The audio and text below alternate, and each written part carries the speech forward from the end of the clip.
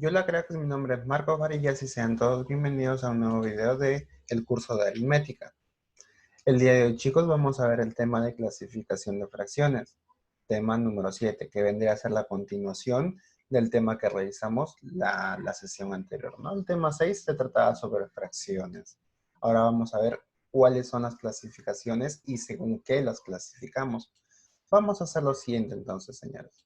Profesor, primer tipo de fracción que voy a conocer es la siguiente.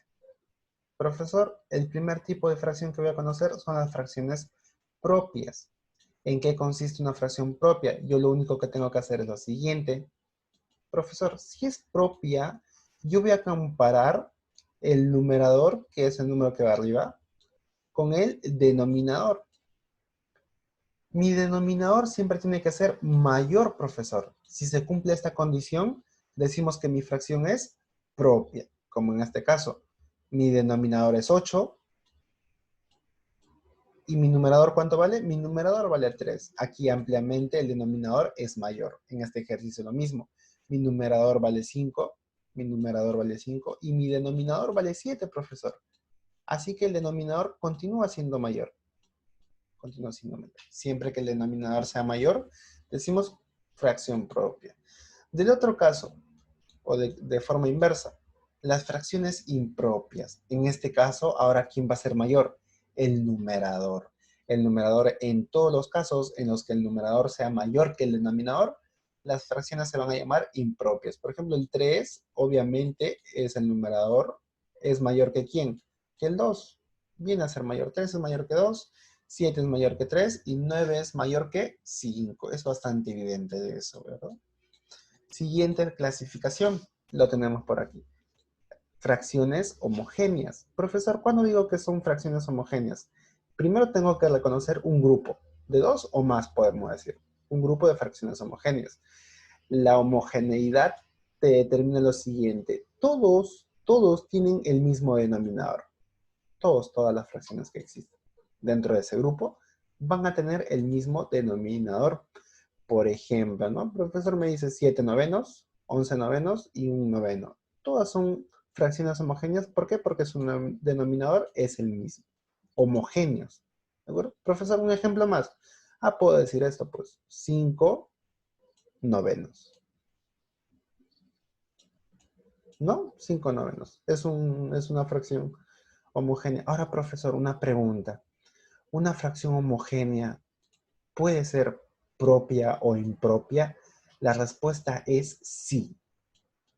Puede ser homogénea y puede ser propia al mismo tiempo. Por ejemplo, 7 novenos. Yo observo que el denominador es mayor que el numerador, así que esta fracción también es propia. ¿De acuerdo? Así que puede ser propia y puede ser homogénea al mismo tiempo. Tú no te preocupes, no te preocupes. ¿De acuerdo? Profesor, 5 onceavos, 6 onceavos, 3 onceavos, yo puedo decir 9 onceavos. Algo parece al ejercicio. 9 sobre 9 onceavos. Y listo, ¿no? Profesor, el siguiente caso, 3 séptimos, 5 séptimos. Lo mismo, pues lo mismo. Yo digo 4 sobre 7 o 4 séptimos. ¿Qué más digo? Profesor, otro ejemplo más. Un séptimo. 1 sobre 7. Y listo. 15 medios. Yo digo 3 medios. Y así, ¿no? 8 medios puedo decir. Listo. 8 treceavos. Digo 5 treceavos. Y así sucesivamente, ¿no? 5 sobre 3. La única condición es que los denominadores sean homogéneos. Y cuidemos eso siempre. Profesor, siguiente clasificación. Las fracciones que son heterogéneas. Profesor, si homogéneas tenían el mismo denominador todos, en heterogéneas va a suceder lo contrario. Los denominadores de las fracciones van a ser diferentes siempre, ¿de acuerdo? Si son diferentes, heterogéneas. Si son iguales, homogéneas. Y listo. Profesor, 11 treceavos, 2 quintos. Puede ser, profesor, 2 octavos o 2 séptimos. Profesor, pero se está repitiendo ese 2. Ojo, que lo único que tiene que ser diferente son los denominadores. Los numeradores no tienen nada que ver. solamente trabajamos en los denominadores, ¿de acuerdo? 2/5, una fracción heterogénea puedo decir 7/9, ¿no? 7/9, que es un número diferente. 17/16, un medio, yo puedo decir 5/3. Existen gran cantidad. Siguiente ejercicio, entonces, o siguiente clasificación, el 5. Fracciones reductibles. Profesor, ¿cuándo sé que es una fracción reductible? Cuando se puede simplificar. Por ejemplo, yo tengo esta ecuación, o yo tengo esta fracción. Tu compañero me dice, profesor, mi fracción es 30 entre 20. ¿Yo puedo simplificar? La respuesta es sí. ¿Por qué? Porque a ambos yo le puedo dividir entre 2. Si lo divido entre 2, la mitad de 30 es 15 y la mitad de 20 es 10, profesor. ¿Puedo seguir reduciendo? Claro que sí, porque ambos tienen quinta. Y así. Profesor, ¿siempre que se pueda reducir entonces es reductible? Sí, siempre. Profesor, entonces, ¿cuándo son fracciones irreductibles? En estos tipos de casos. 2/5, por ejemplo, es irreductible. ¿Por qué? Porque ya no se puede simplificar. 3/7 sucede lo mismo. Ya no es irreductible porque ya no se puede simplificar. Y lo mismo con 9/11. 9/11. Problema 1, profesor. Vamos a revisar el problema 1. A ver, vamos a ver qué nos dice. Dadas las siguientes fracciones, las fracciones que vemos ahí en el gráfico, que yo las he puesto por aquí, ¿cuántas son impropias? Profesor, yo necesito entonces recordar cuándo es una fracción impropia. Cuando el numerador supera al denominador. Y lo tenemos por aquí, mira. Fracción impropia cuando el numerador es mayor que el denominador. Y listo. Numerador entonces es mayor que el denominador. Para la siguiente fracción, este es mi numerador y este es mi denominador. Mi denominador es mayor que el numerador. Así que es impropia. La respuesta es no. ¿Por qué? Porque el numerador tiene que ser mayor. Profesor, si son impropias, decimos lo siguiente, ¿no?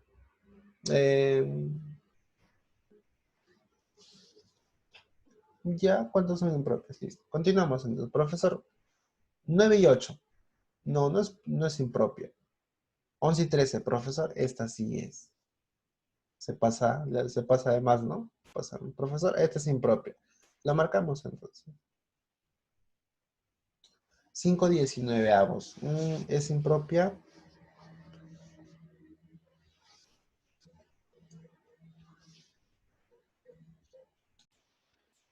Habíamos dicho lo siguiente entonces, profesor. Siempre que mi numerador sea más grande que el denominador, decimos impropia.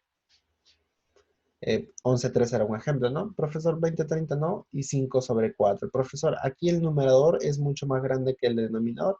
Profesor, ¿cuántas impropias tengo? Tengo una y tengo dos. Mi clave será la letra R. Y listo, problema resuelto.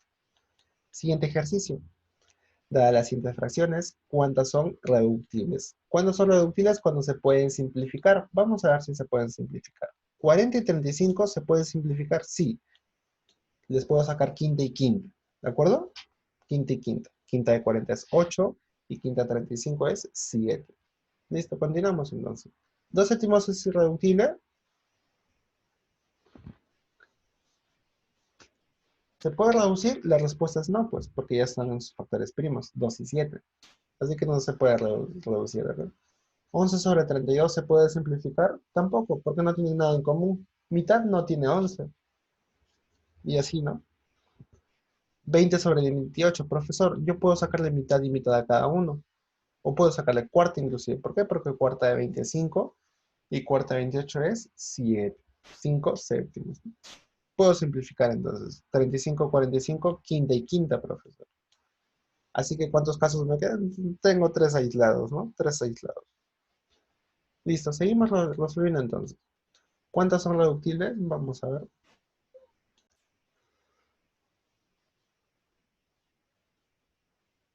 Y listo, ¿no? Listo, listo. Cuando se puede reducir, cuando se puede simplificar, ahí lo llamamos reductibles. ¿Cuántos hay? Hay 3 reductibles. Lo marcamos. Profesor, hay 3 reductibles. Siguiente ejercicio, ahora vamos a ver qué dice. Si x/35 es una fracción propia, característica de una fracción propia, ¿cuál es? que el denominador sea mayor que el numerador. O sea, digo lo siguiente, profesor, que x sea menor que 35. Profesor, ¿x puede ser 35? La respuesta es no. ¿Por qué? Porque no lo toma. No lo toma, ¿de acuerdo? ¿Y qué me dice? Que esto es una fracción propia, así que x tiene varios valores, ¿no? Pero a ti te piden el x máximo. ¿Cuál va a ser el x máximo? Si es menor que 35. Mi x máximo va a ser el siguiente. A ver. Profesor, ¿qué valores puede tomar la variable x? Podemos lo siguiente, profesor. La variable x puede empezar en 1, puede ser 2, puede ser 3, puede ser cualquier valor. Pero a ti, ¿qué te preguntan, profesor? A mí me preguntan algo en específico. Me preguntan cuál es el valor máximo de x. Y tú te vas a dar cuenta de lo siguiente, que el límite es 35. Así que el último grupo, el último número le pertenece a quién? Al 34. Porque no puede ser 35. ¿De acuerdo? Esto es entonces. Y bien, ¿qué te preguntan? Calcula el x máximo. Obviamente el x máximo va a ser el de aquí, pues. Profesor, el último que está aquí. 34. Y listo. Clave la letra A. Siguiente ejercicio. Luego de simplificar esta fracción, indica el producto de sus términos. Profesor, vamos a simplificar entonces. ¿Cuál es mi primer número? Es 36 sobre 24. Yo observo lo siguiente, profesor, que ambos tienen en común, ¿qué cosa? Tienen para sacarle la mitad. Vamos a dividir entre 2, entonces. Profesor, dividimos entre 2. Mitad de 36, 18. Mitad de 24 es 12. Profesor, ¿se puede seguir simplificando la respuesta? Sí. La respuesta es sí. Tú simplifica nomás. Y sigamos entonces, profesor. ¿Se puede seguir simplificando más? Sí, porque 18 tiene sexta y es 3. Y 12 tiene 2, ¿no? Profesor, sexta de 12 es 2. Y listo. 3 y 2. Lo que es lo que me piden, indica el producto de sus términos. Una vez operado entonces la simplificación de esta fracción, lo que me piden, ¿no? Me piden el producto de sus términos. Profesor, ¿qué tengo que hacer? Multiplicar ambos términos. El 3 y el 2, profesor. 3 y 2, 3 por 2, simple. ¿Y cuánto es 3 por 2? 6, profesor. Esta es mi respuesta. La letra D. Suficiente. Siguiente problema, problema número 5.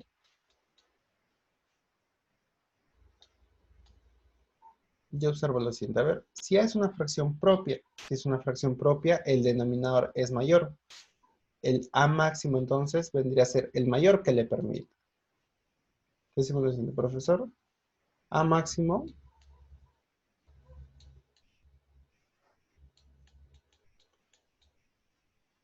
¿a qué es igual? Decimos lo siguiente. 1 menos del 11, ¿no? Es 10.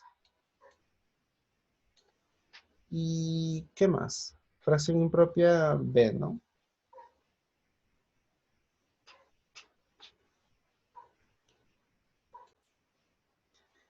Bien, decimos esto, ¿no? Que mi A máximo es 10. Ahora, ¿qué más me dice? Que esta fracción B sobre 20 es una fracción impropia. ¿Qué significa la fracción impropia? Que el numerador es mayor que el denominador. Profesor, si B es mayor que 20, entonces decimos lo siguiente, que el valor mínimo para B es el que le siga a 20, porque es mayor, profesor. Entonces el B mínimo, ¿cuánto es? 20, 21.